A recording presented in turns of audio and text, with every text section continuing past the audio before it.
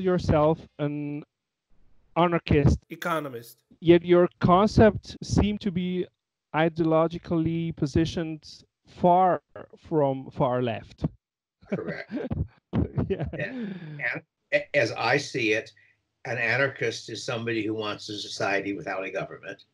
And that's consistent with a variety of different views of how such a society would function. And that the fundamental problem, as I see it for left anarchists, is how are they going to solve the coordination problem? That is, in order to do anything, you've somehow got to get huge numbers of people to coordinate their activities so that if I'm making something, I have lots of inputs, somebody's got to produce those inputs require inputs to produce them, and so forth. And there are really fundamentally, I think, only two solutions to that problem, and one of them doesn't work. And the one that doesn't work is the obvious one, to have somebody up at the top telling everybody what to do. And that works for very small groups of people, but it doesn't scale, which is basically why the Soviet Union performed so badly. Yugoslavia, of course, was in between. That is, that Yugoslavia had a market system with worker-owned firms, in effect. And I think there were various problems with that, but much less serious problems than with the Soviet system. The solution, which does work, is some version of decentralized control, where you somehow break up the problem so that each person is handling a tiny bit of it, and such that there's some sort of signals, and prices are the version of signals we're used to, that coordinates them. And that's sort of the standard econ story, that if there's not enough iron for the steel mills, the price of iron ore goes up. If there's not enough steel for the automobiles, the price of steel goes up or down or whatever, and you thus get a coordination in a decentralized fashion. And the anarcho-capitalist position is that that's the right way of coordinating, and that you can take it all the way to the point where there's no government at all, and all coordination is done in that way. And that's sort of the basic position. So what? But in one of your videos, I noticed that you are not exactly for the laissez-faire approach. I'm not sure I understand. I would have said that the anarchist approach is carrying laissez-faire all the way. All the way. Okay. Not only cars are made on the market, but laws are made on the market too. So okay. I thought that you said that you wouldn't go back to the 19th century approach of laissez-faire, but that would depend on what features of the 19th century you're looking at. But I'm not in favor of having a government that's trying to intervene in the economy, and I'm even not in favor of having a government that's running schools and courts and legislatures and so forth. So I'm carrying, I would have said, the 19th century position farther than people at that time carried it. Okay. But privatizing completely everything, why? Is the reason just the inefficiency, or not adequate efficiency, or any other reason? There are two reasons. The one that I want to base my arguments on is that you will get more attractive results. But there's also an element of the fact that it has never seemed to me to make sense that right and wrong are made by act of Congress. That I would have said the implicit assumption in all governments is that somehow the government has special rights that ordinary people don't. So if I go to you and I say, I want you to work for me, here are the terms, and I'll lock you up if you don't do it, we would generally regard that as a violation of your rights. Yeah. Governments routinely do that when they want to create an army by drafting people. And it's normally treated as normal behavior by governments, which we don't object to. And so one of my motives, not the one I want to base my arguments on, because I don't think I have good arguments to show that my moral beliefs are correct, but in fact, part of my motivation is the feeling that everything else being equal, a society where all interaction is voluntary is more attractive than one where some of it is coercive. Now, I don't want to carry that too far. If I were convinced that a fully voluntary society would break down catastrophically, well, then I'd rather have some limited amount of coercion. But I'm not convinced of that. I think there are circumstances in which it won't work. I don't think there is any legal or political system that works in all environments. But I think it is plausible to imagine a modern society in which you have no government, you do have private property and trade, and in which the way I sort of think of the most core government functions as being law and law enforcement. And the way in which you replace that in the society I imagine is that individuals are customers of private rights enforcement agencies, private agencies that sell the service of protecting their customers' rights and settling their disputes. And then the next problem is what happens if you and I disagree, if I think you've stolen something from me and you claim you haven't. We have different rights enforcement agencies. Do they end up with a war? And that's the argument people often make against this kind of position. But I think that's wrong, that warfare is very expensive, and that the sensible solution, since these are repeat players, is to find a private court, an arbitration agency, and for the two firms, the two rights enforcement agencies, to agree that any dispute between their customers they will take to that private court, and both of them will accept the verdict. Now, the agreement is not enforceable in any court because there's no government over them, but it's enforceable by the fact that they're repeat players, that each agency knows that if it refuses to go along when its customer loses, the other side will refuse to go along when their customer loses. You're then back to fighting each other. That's not only expensive, it means that your customers can't predict outcomes the way you can in a functioning legal system. So, at least as I would imagine such a system, you end up with the laws being generated by the arbitration agencies, the private courts. Each of them wants to have legal rules that rights enforcement agencies would like to buy, that would give them customers. The rights enforcement agencies want rules that their customers would like to buy. And you thus actually have a market pressure for generating the system of legal rules. Now, that's a very simplified description of the system. If you're sufficiently curious, you can find a lot more in the third edition of my book, Machinery of Freedom, which you can get the second edition for free from my webpage. Third edition is a very cheap Kindle from Amazon. And I go into much more detail, but that's the basic idea. And so this market for law would be generating law virtually on the fly, I would say. Probably not. I think once it's established, people want things to be predictable. So once it's been going for a while, a arbitration agency will have published an account of the rules it works under. That probably there will be organizations in which representatives of different arbitration agencies talk to each other and say, look, here's the rule we've got. Maybe you should adopt it. Maybe your rule is better. As you may know, in the US at present, quite a lot of state law is really produced by a private organization called the like American Law Institute. Common law approach, Well, and state legislatures adopt it. So in any case, and the basic consequentialist argument for it, which is the one I want to make because I think I can assume that almost everybody agrees, at least in a general sense, on the consequences they like, that nobody wants people to be sick or poor or ignorant. So my claim would be that a lot of people, certainly classical liberals, but a lot of other people agree that governments are bad at producing food and making cars. That if the government is in charge of producing and distributing food, you may have a famine. Well, producing law is not an easy problem.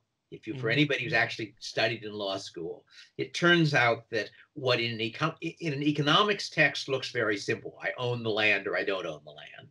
In a real legal system, so I own the land. Does that mean I can prohibit you from flying an airplane over it? Does that mean I can prohibit you from mining under it? Does that mean I can prohibit you from having an oil well on your land, which is pulling oil out from underneath my land? Does it mean I can make as much noise as I want, even if it bothers the neighbors? That legal systems are actually quite complicated. And I don't see any reason to think that governments are better at producing them than at producing other things. So I think you are likely to get a better legal system and better enforcement of law if that also is done on the market. So that's really the consequentialist argument for it. Isn't the mere fact that the major law systems have stood the test of time over millennia a kind of a guarantee for stability of our civilization? So you're now arguing for the virtues of imperial China. I think that is the only legal or the Roman law. Well, except the there isn't a very close connection between what the law of the Roman Republic was in, say, the 1st century BC and current European law. And there isn't a very close connection between Anglo-Saxon law as of, say, 800 AD and modern Anglo-American law. So you're really talking about systems that have changed quite a lot. In particular, if you look at the original version of at least the systems I know about, they have a very large element of private enforcement. So that in the system I know best of those sorts is Saga period Iceland, but Anglo-Saxon law was a fairly similar system. And that was a system in which, in effect, all offenses were treated as offense against the victim. Whereas in a modern system, all crimes are treated as offenses against the state. Legally speaking, it is impossible for me to be the victim of a crime. I can, in fact, be the victim. But if somebody beats me up, when the case gets to court, it will be the state of California versus Smith, not Friedman versus Smith. So that's one of the ways in which legal systems have changed a great deal over about the last millennium. I'm not sure if it's an improvement. My most recent nonfiction book is called Legal Systems Very Different from Ours. And one of the things it looks at are what I think of as primitive versions of my kind of system, in which law enforcement was private and decentralized. And that was true of Saga period Iceland. It was true of northern Somalia fairly recently. I think there's evidence that existing legal systems, including Anglo-American, Roman, Jewish law, and Islamic law, all of which I don't have a chapter on Roman, but I've got chapters on well, let me leave that out, that all of those systems were built on top of systems where law enforcement was private. And they changed them in various ways. It might have been an improvement. It might have been a worsening. I don't subscribe to the theory that historical change is always improvement. Sometimes it's getting better, sometimes it's getting worse. So anyway, I don't think, but in any case, insofar as the existing legal systems are good ones, private courts can adopt them too, right? That is, if a particular set of rules turn out to work well, then private arbitration agencies can copy them, just as the state legal systems have in fact copied a lot of rules that came out of private arrangements. That the Lex Mercantoria, the system of private law in the medieval fair courts, was part of the basis for the commercial code that we now use. So I assume that different institutions that are building law will, of course, look at the products of each other and try to steal any ideas that are worth stealing. I like to say that when you're young, you're afraid people will steal your ideas, and when you're old, you're afraid they won't. Okay. One of the bases, if I understand correctly, of your system is also that the private entities interacting with each other are based on rationality, right? I would have said that to me at least, the defining characteristic of economics is the assumption that individuals have objectives and tend to take the actions that achieve those objectives. And that, as an economist, is what I mean by rationality.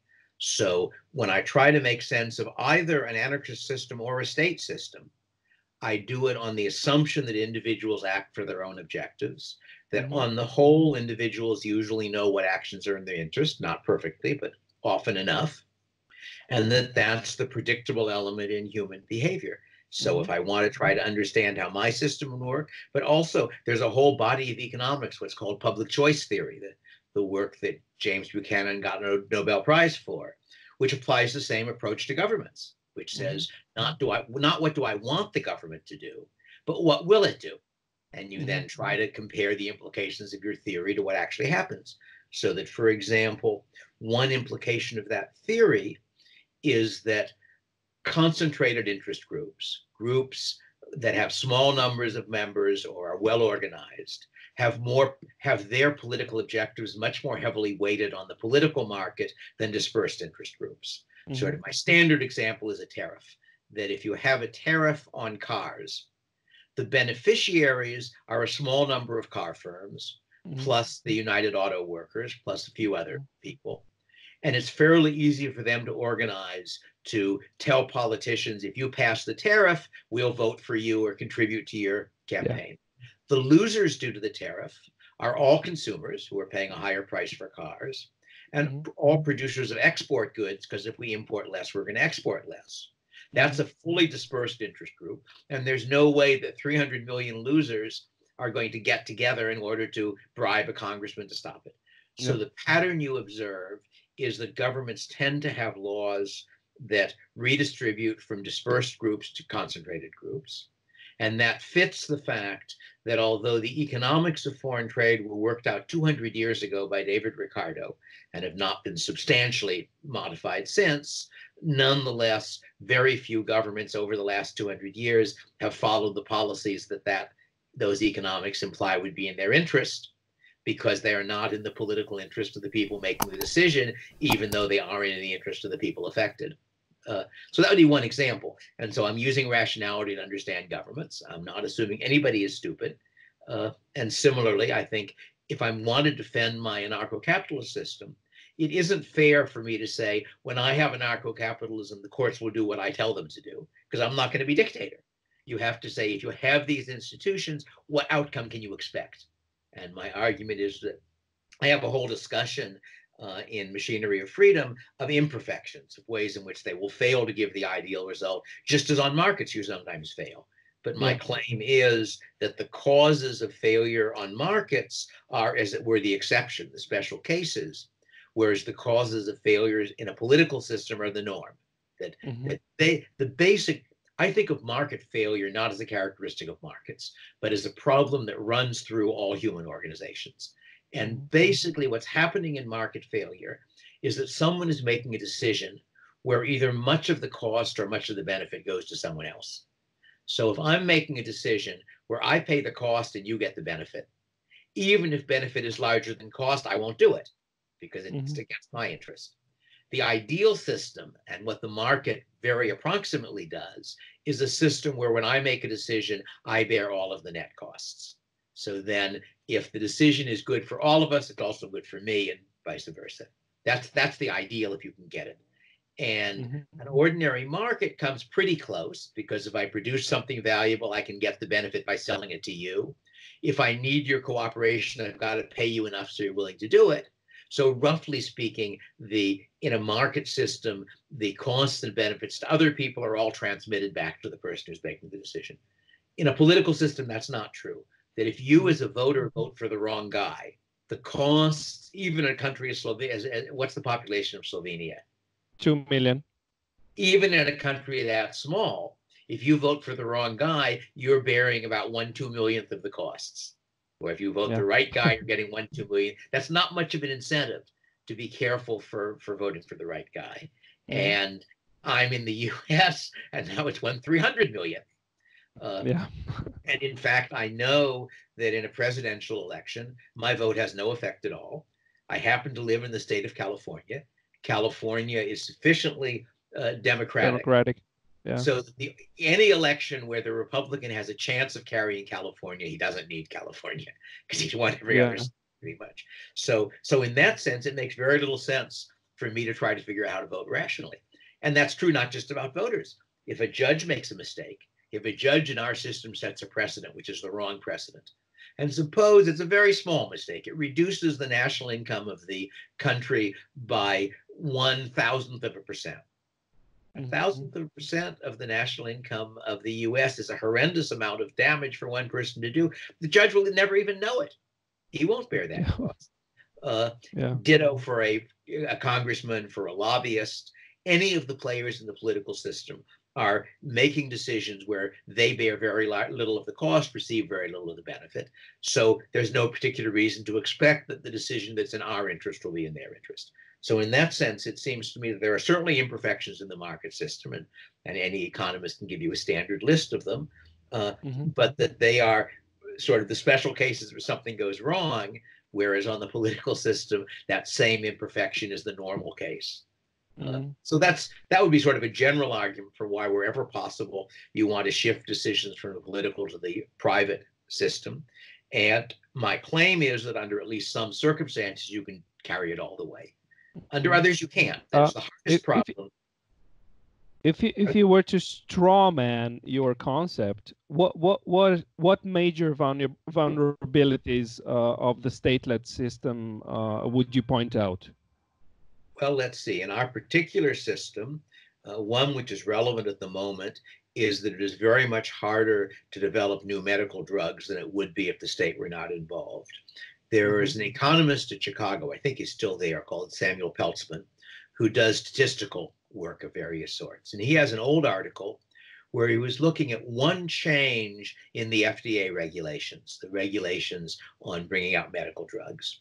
And that one change, as far as he could tell, reduced the number of medical drugs being brought out each year roughly in half and had no visible effect on their average quality. It was an additional requirement they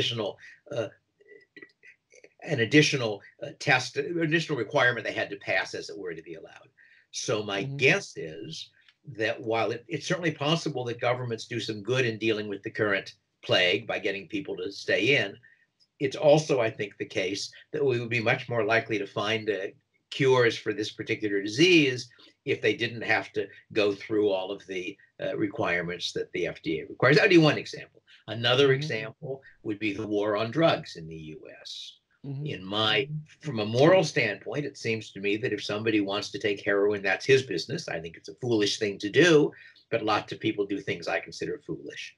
From a practical standpoint, I think it is clear that almost all of the serious costs due to drug use are due to the laws against it.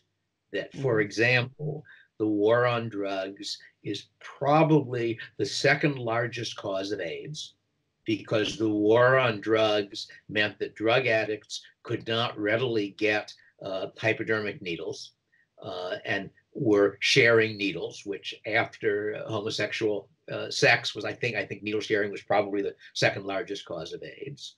The US has a very high imprisonment rate, anomalously high for what regards itself as a free country and a prosperous country. And I think that is largely due to the attempt to suppress drug use by law. So I think that there are a bunch of other respects. Now, of course, I also am in favor of free immigration. And the two problems with free immigration: first, it's against the law. The government prevents people from coming. But second, the strongest argument for the government preventing people from coming is the existence of a welfare state. That if you think about the conditions of America in 1910, when we were taking about 1 million immigrants a year into a population of 100 million, which I think is a higher rate than we've had in recent decades ever, relative to population. At that time, when immigrants came, as my grandparents all came, they had to work. Well, new people coming into the country and producing things doesn't make the rest of us poorer. So therefore, there wasn't a lot of political pressure to stop it. Eventually, that changed, unfortunately. But once you have a welfare state, now there's the serious argument that says, look, there are all these very poor people out there. They'll just come in and live off us without doing anything. Well, that's creates a lot of pressure for barriers to immigration.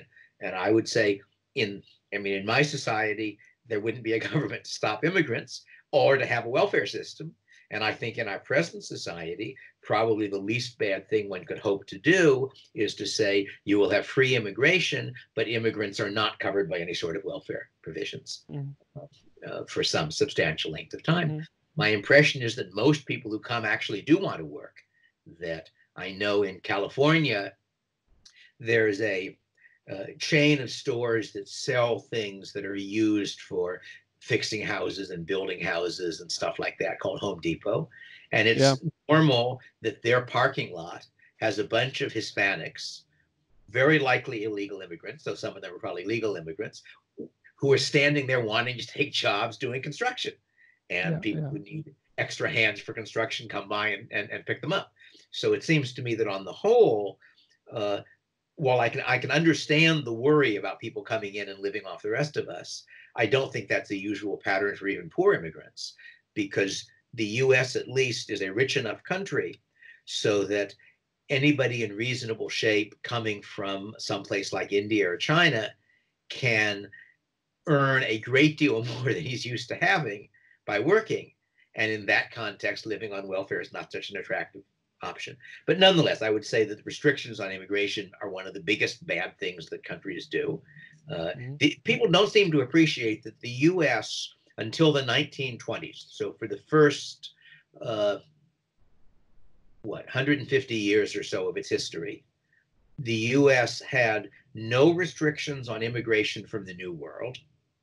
And the only restriction on Old World immigration starting about 1890 or so was restrictions on Chinese immigration. But other than that, we had open borders. And now that's regarded as a radical proposal. Well, those are examples, but I'm sure there are lots of other things. I think the whole public school system works very badly. It's that typically public schools in the US are spending something like $10,000 to $12,000 per year per pupil. That's a very high cost. They don't seem to be doing a very good job, as far as I can tell. And I think that system, again, would work better if it were entirely private. And you could go on. I mean, it would be a long list, but I would have said that I think that the hardest problem, I think, for the stateless society is defending against foreign governments. So that that's what economists refer to as a public good problem, meaning that if I produce it, other people get it whether I want them to or not, and that makes it hard. That's one of the cases where markets don't work very well. And I think there are a variety of imperfect ways in which we produce public goods. Charity would be one obvious example, but there are others.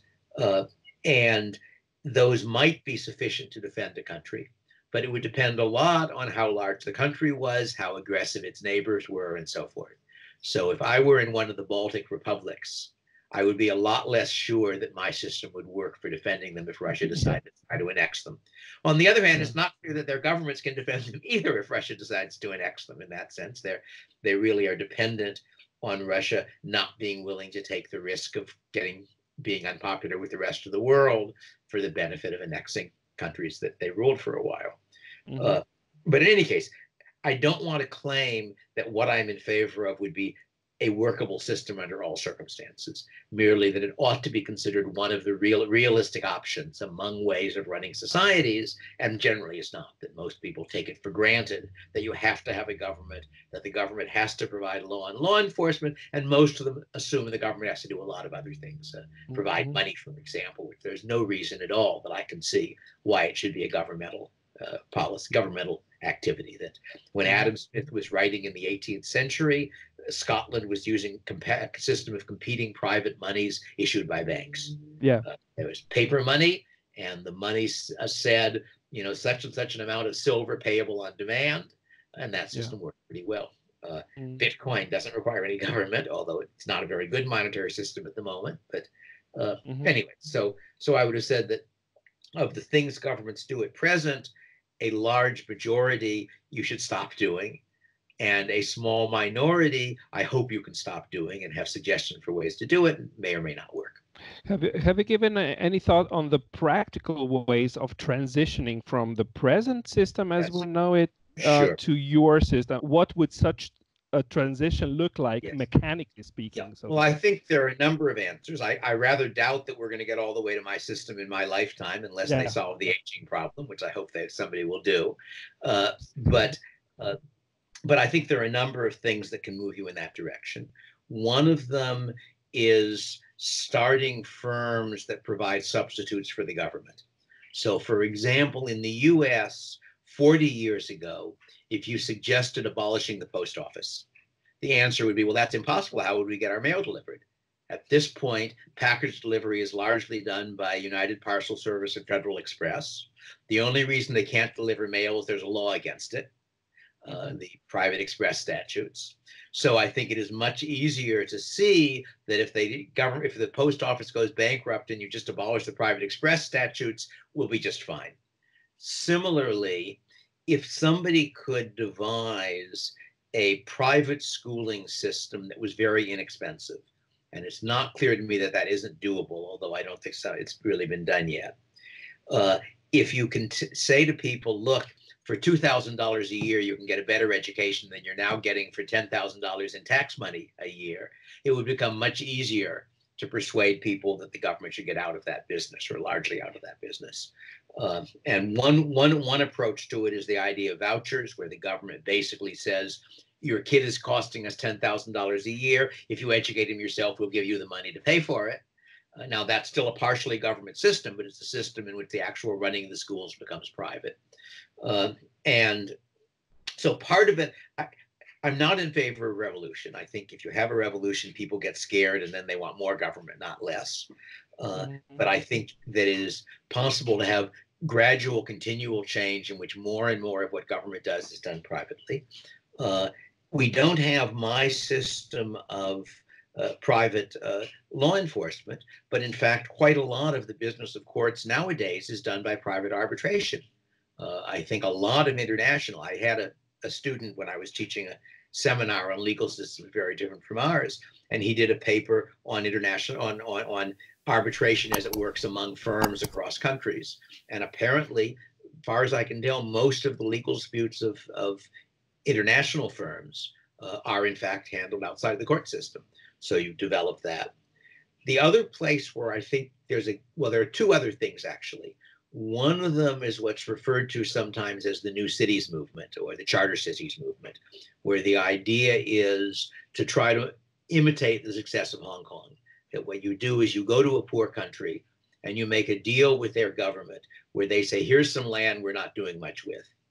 You control the land with regard to civil law. Probably the government keeps its criminal law on it.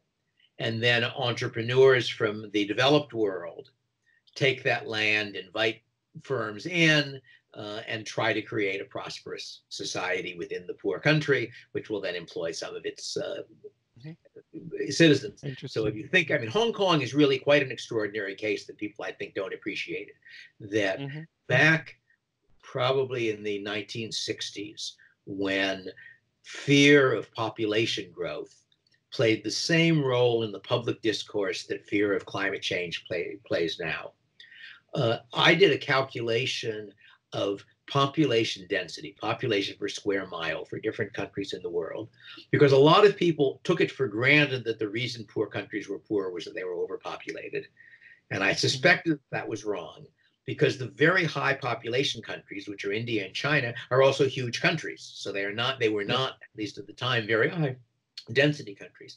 And at that time, the 5 most densely populated countries in the world consisted of 2 rich European countries, Belgium and the Netherlands, and 3 countries that were in the process of getting rich, Taiwan, South Korea, and Singapore. Singapore was the most densely populated of the 5. Hong Kong, which was not a country at all, had 10 times the population density of Singapore. So you had a society which was amazingly densely populated, had an influx of poor refugees coming from China. At the time, it was very poor. Within maybe, 30 years, its per capita income passed that of Great Britain.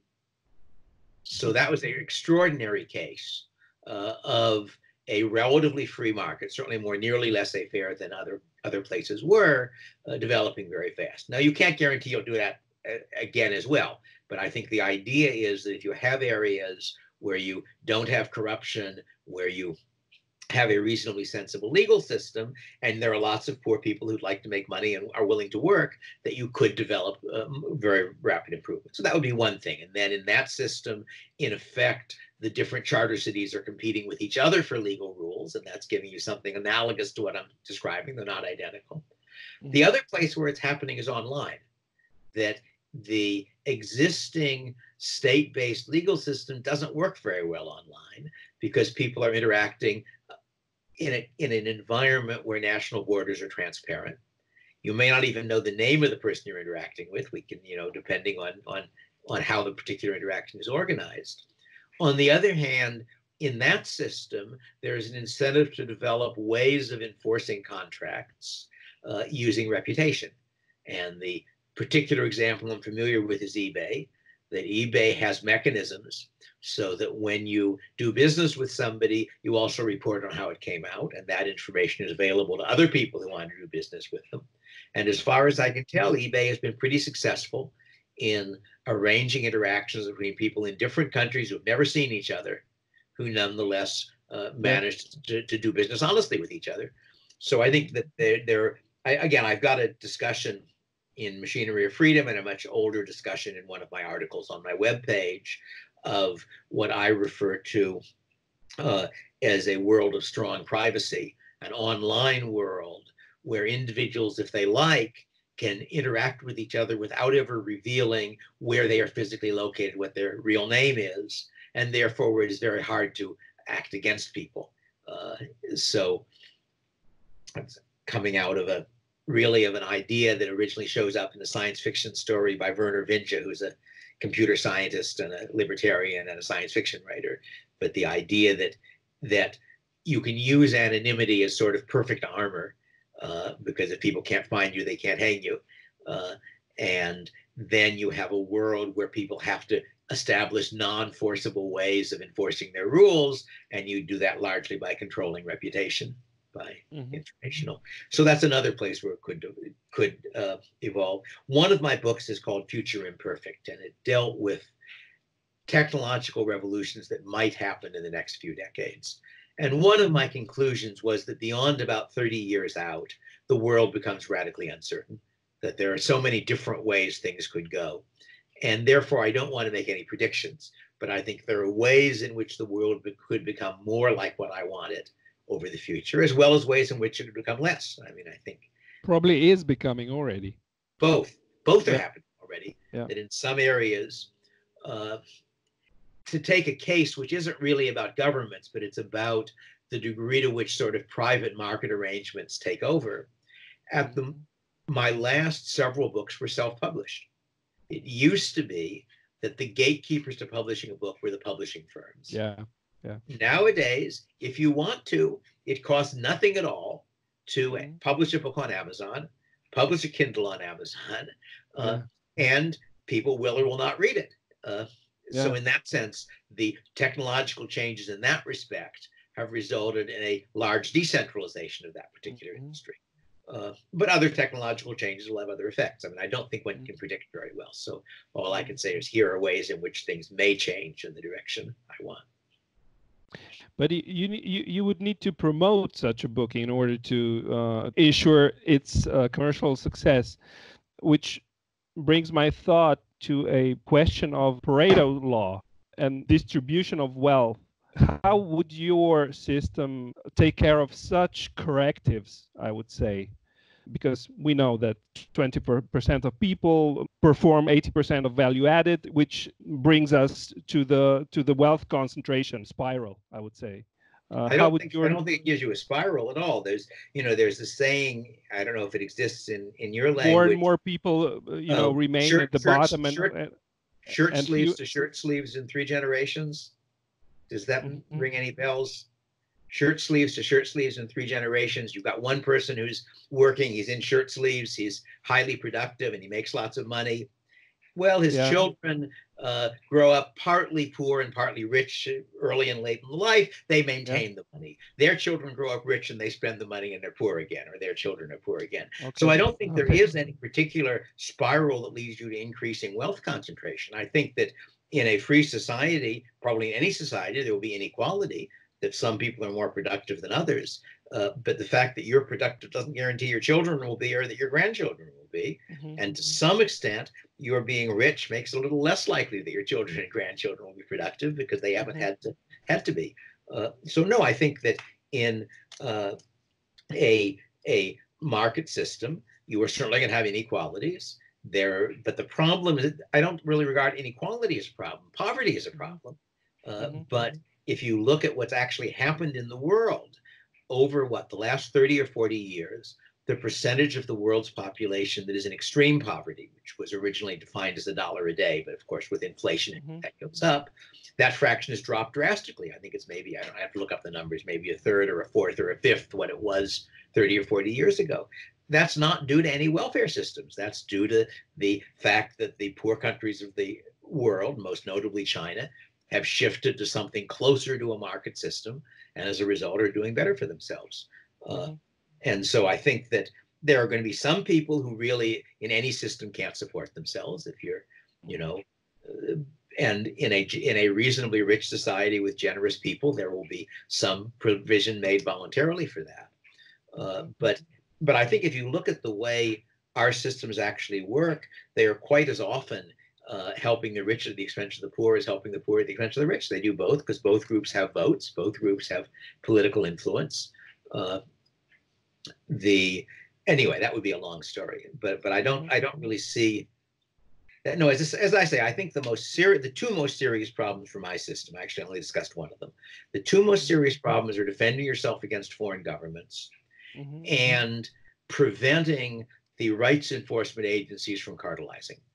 That if you imagine that, suppose there are only 3 rights enforcement agencies, it's going to be very tempting for them to make a deal with each other. Let's merge and turn back into a government, and then we can tax people. So how well my system works is going to partly depend on whether there are 3 or 100.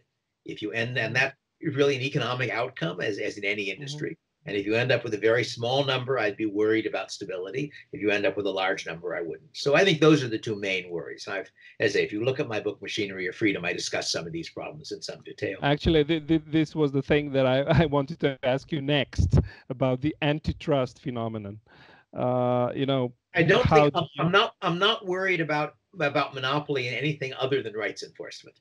That is, I think if you look at that, there was the common idea that competition led to monopoly. There's a line of Orwell's that the trouble with competitions is that somebody wins them. And Orwell was an admirable man and a good writer, but he was not a competent economist, and that is very clear if you read him. And if you look at ordinary market situations, once in a while you have a natural monopoly due to the fact that in some area a big firm can produce cheaper than small firms. In most areas, you don't have that. In most areas, what happens is that as the firm gets bigger, for a while it gets more efficient because it can take advantage of mass production. Once it's taking advantage of mass production, however, if it gets bigger than that, there are more layers of organization between the president and the factory floor. That makes it harder for the president to make sure that people on the factory floor are doing what he wants them to do.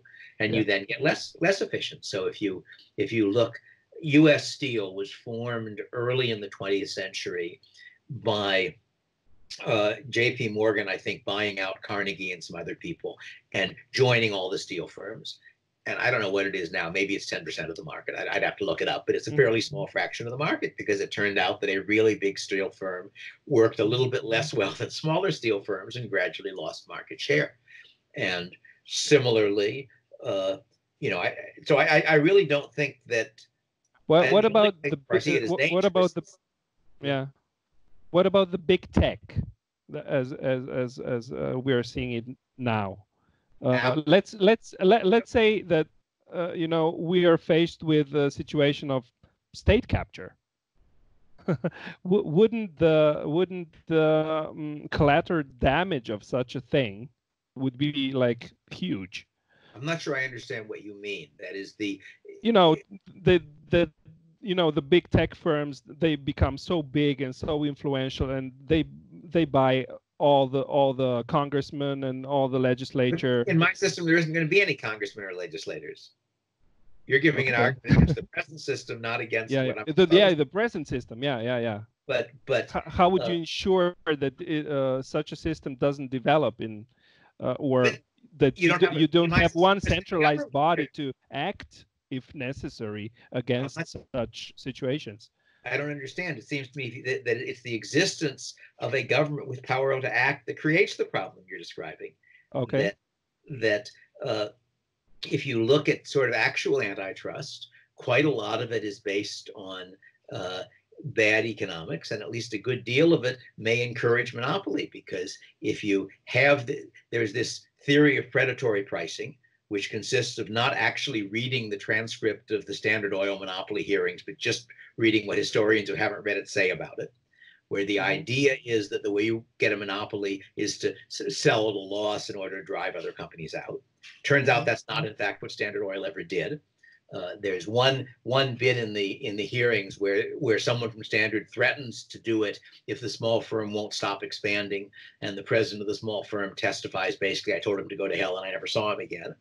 But that's from McGee's article on Standard Oil. the myth of predatory pricing. But one result is that if a firm wants to break into into a market by selling cheaply, it's at risk that the people already in the market will accuse them of predatory pricing and use antitrust law to prevent competition.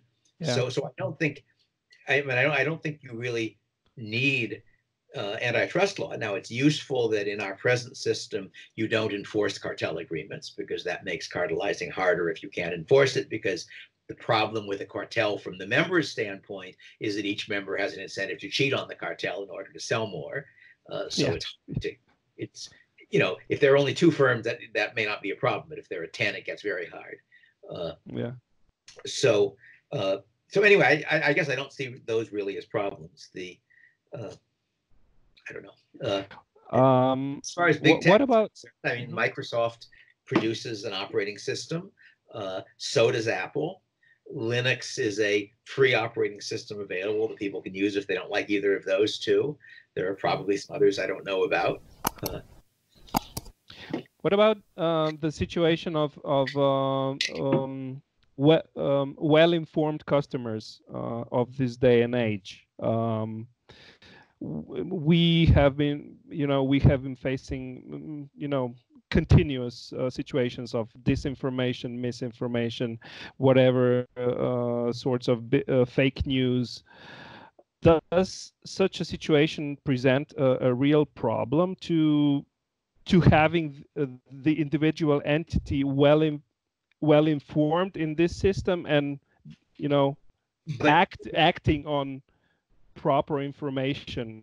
Let me go back to the point I made before about why it does not pay a voter to be well informed. All right, think about two decisions you might make. One of them is who to vote for, and one of them is what car to buy. Okay. With regard to who to vote for, it makes no sense for you to spend any serious effort figuring out who's the better candidate, because your vote is almost certain not to affect the outcome. And while it's true that if it does affect the outcome, it's a big effect, it's a big effect you only get a tiny bit of. When you decide to buy a car, on the other hand, your decision is going to determine what car you buy. And if you buy a car that's no good, you're the one who's going to suffer. So the result is that people have much more incentive to be well informed on market decisions than they do on political decisions. And I think you will find, certainly, people selling things sometimes manage to fool people, but then there are always competitors who are happy to reveal the mistakes, and you usually will not always have experience of what you buy and see how it works.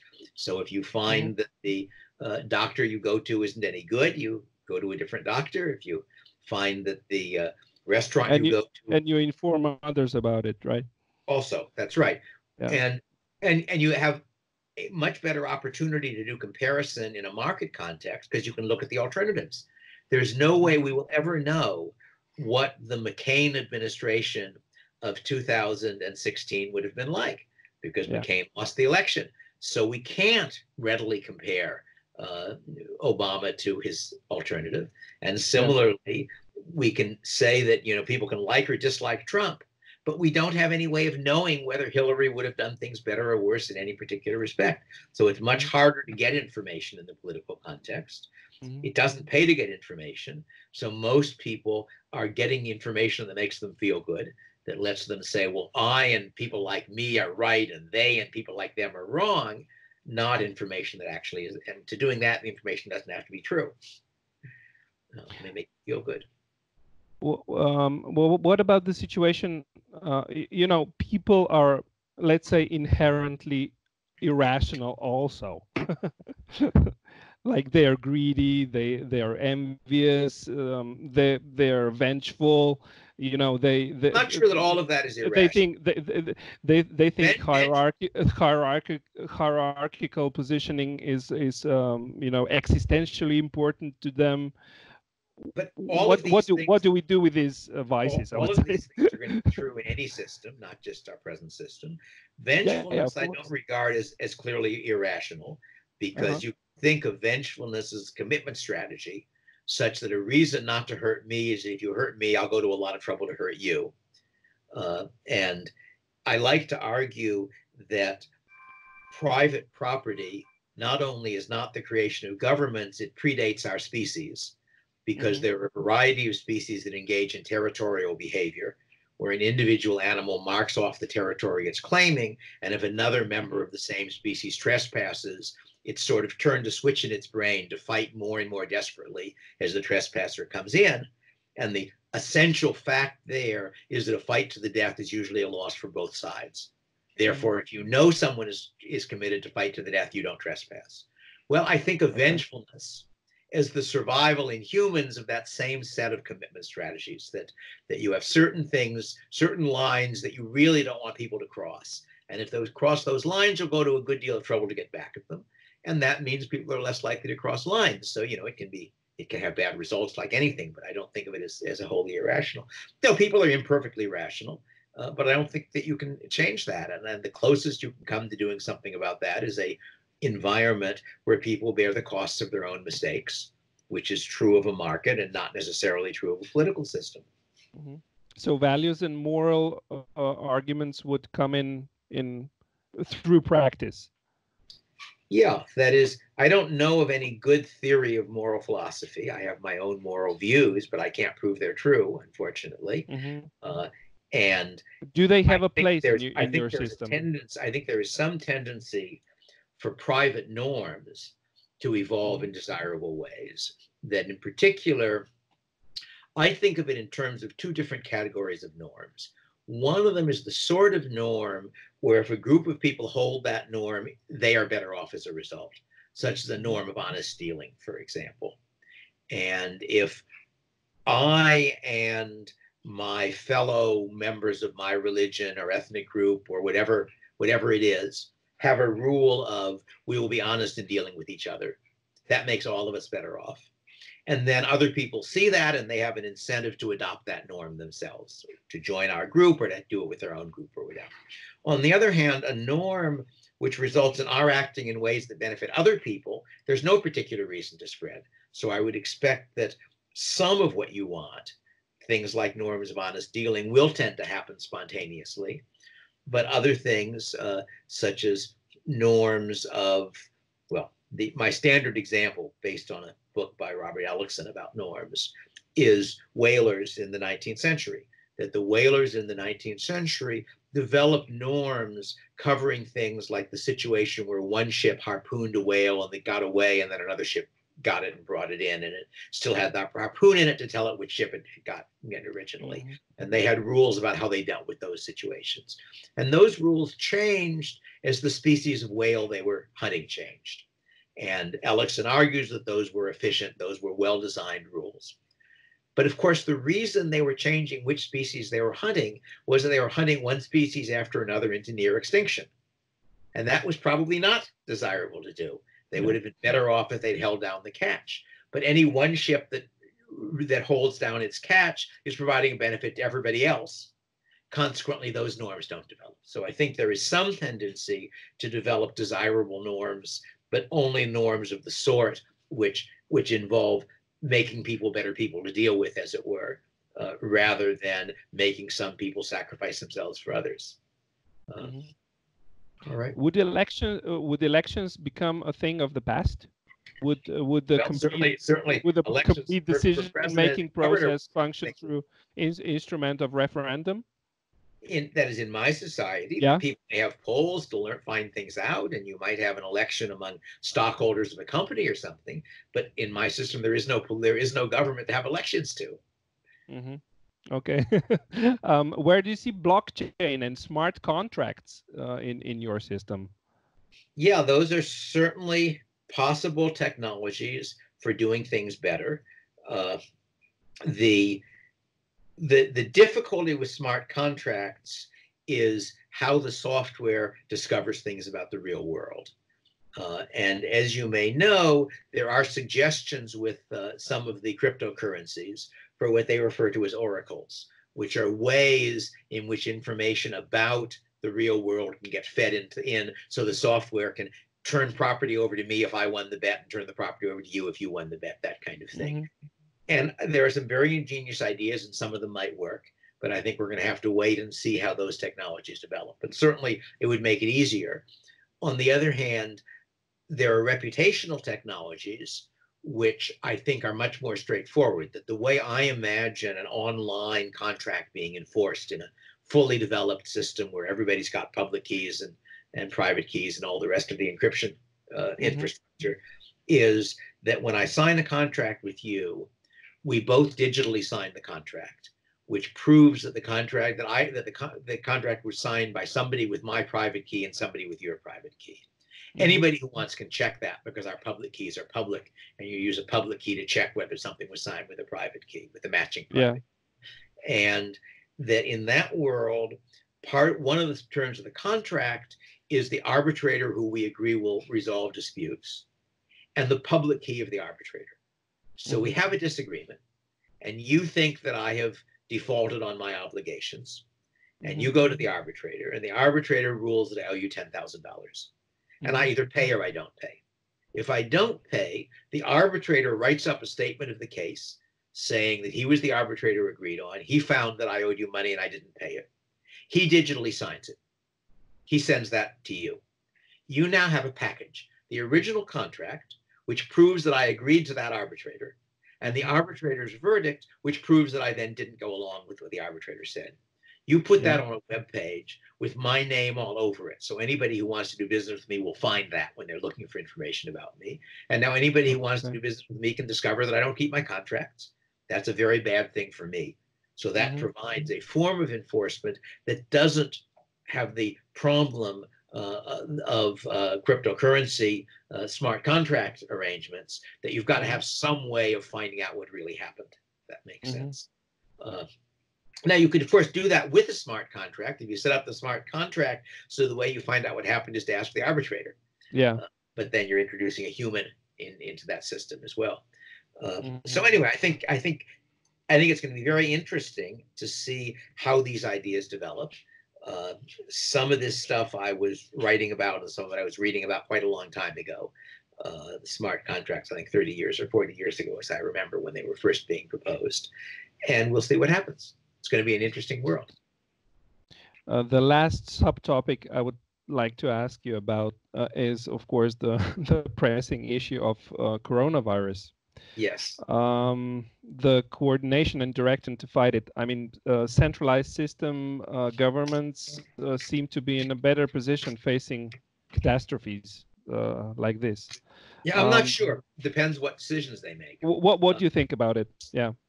That is, it's certainly possible that the government may make things better with regard to coronavirus. Possible it may make it worse. In the US, our government made some mistakes which prevented testing for a while because the relevant authorities refused to permit private testing groups to test for coronavirus.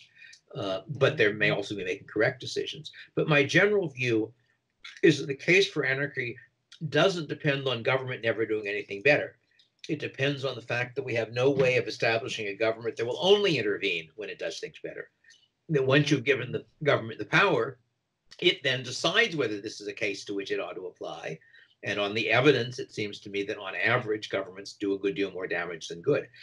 But it may be that coronavirus is a case where they'll do good. We'll have to see. But it seems to be like a kind of a war, right? This situation, of course you don't have the neighboring country, but have the invisible enemy that is just as ruthless as it gets. So well, of course, if you really want to personify the disease, it isn't really ruthless. The disease would much rather not kill people, because after all, if it didn't kill people, they'd be around to spread it. Generally, a lethal disease is a mistake from the disease's standpoint. It's a disease that has just jumped to a new host. But it's a problem. But then the problem is that centralized coordination can also make very large mistakes. That back at the time of 9/11, one issue some people thought about was the possibility of terrorism via smallpox. That smallpox had been eliminated. There were supposed to be no strains available except in US and Soviet labs. However, somebody pointed out that you might be able to culture the smallpox disease from the bodies of people who had died in the Arctic with smallpox, and their bodies have been preserved. And it turned out that if somebody did that, there did not exist enough vaccine to vaccinate any significant fraction of the population. And the reason there didn't, I think, was that public health was a government responsibility. The government had decided the problem was solved. Problem is solved, why keep anything around? Whereas if it had been an entirely private thing, I suspect, since it isn't very expensive to keep virus in a freezer somewhere, you would have a good deal more people saying, well, just in case it goes wrong. So I don't think, I mean, centralized things can do some good things, but they can also make some very large mistakes. How would you imagine your system fight against coronavirus? Well, that is the first obvious thing, is that there would be a strong market incentive to generate testing kits and to make tests available. There would be a strong market incentive to try to develop cures for it. And obviously, you could advise people that they should wash their hands. I mean, the information is still valuable to people. A lot of people would choose to self-quarantine. Now, it's true, your incentive to self-quarantine isn't as large as it should be, because you're allowing for the cost to you and not to the cost to other people who might catch it from you. But still, not wanting to catch it yourself is a pretty strong incentive to do it. In fact, my family is self-quarantining. And our main reason is fear of getting it from someone else. But it's also true that I spent several days in Madrid about a week ago as part of my speaking that ended up getting canceled before I got to Slovenia. So there's some chance that I've got the disease and it just hasn't shown up yet. And one result of my self-quarantining is to make it less likely other people will get it. So I don't know if you'd get the ideal response, but I think you would get many very similar responses that similarly, even if there's no law saying that a restaurant has to close down, if nobody wants to come, it's likely to close down. If employees are scared of catching something, that's going to put pressure on their employers to hire them to work from home and so forth. So it seems to me that you'd have fairly similar responses. Whether it's good, I don't know. Well, Dr. Friedman, thank you so much for your time. Please stay safe, and your best wishes to your family also. Bye-bye. Thank you.